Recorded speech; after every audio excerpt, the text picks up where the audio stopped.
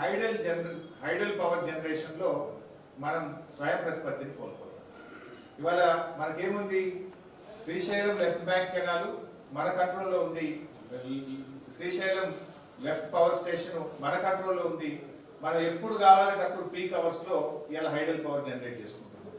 అది 900 మెగావాట్ల hydel power generation station.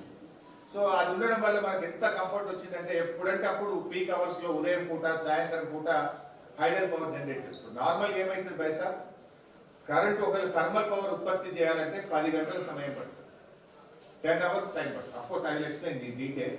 ఒకటి హైడల్ పవర్ జనరేషన్లో మనము ఈ రాష్ట్ర ప్రభుత్వం హక్కును కోల్పోతుంది, మనకు తీవ్రమైనటువంటి నష్టం జరుగుతుంది.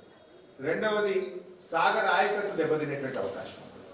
మనకు Nagarjuna Sagar left bank canal కింద దాదాపు 5 లక్షల ఎకరాలు మనకు ఆయకట్టు ఉన్నది. రేపు వాళ్ళు శ్రీశైలం నుంచి అటే నీళ్ళు తీసుకపోతే మన సాగర్ ఆయకట్టు దెబ్బతింటారు. రెండు. మూడవది డ్రింకింగ్ వాటర్, హైదరాబాద్కు మన మహబూబ్ నగర్ నల్గొండకు త్రాగునీటి విషయంలో సమస్యలు తలెత్తేటువంటి అవకాశం ఉంటుంది. నాలుగవది on going projects like Palamuru ఎత్తిపోతల పథకం, డిండి లిఫ్ట్ ఇరిగేషన్ పథకం, ఎస్ఎల్బిసి, ఈ ప్రాజెక్టుల నిర్మాణం మీద కూడా ప్రభావం పడుతుంది.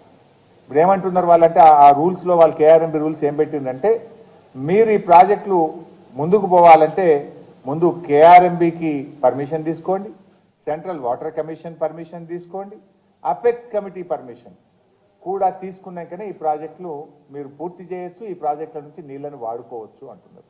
రేపు ఆ ప్రాజెక్టులు పరిస్థితి ప్రశ్నార్థకమయ్యే ప్రమాదం ఉంటుంది కదా. 5వ పాయింట్, భవిష్యత్తులో కృష్ణానది పరివాహక ప్రాంతంలో మీరు కొత్తగా ఏ ప్రాజెక్టు ప్రారంభించాలన్నా కేఆర్ఎంబి అనుమతి లేకుండా మీరు చేయడానికి వీలు ఉండదు. మరి ఇప్పుడు మొత్తం అధికారం కేంద్ర ప్రభుత్వ చేతిలో పెట్టి రేపు అడుక్కోవాల్సినటువంటి పరిస్థితి వస్తుంది.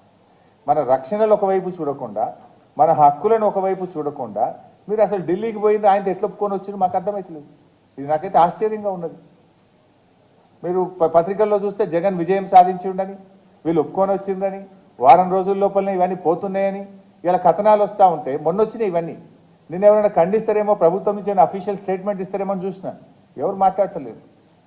అంటే ఇది మీరు పూర్తిగా రాష్ట్ర ప్రయోజనాలను ఇలా మర్చిపోతూ ఉన్నారు, తాకట్టు పెట్టేటువంటి పరిస్థితి కనబడతా ఉంది.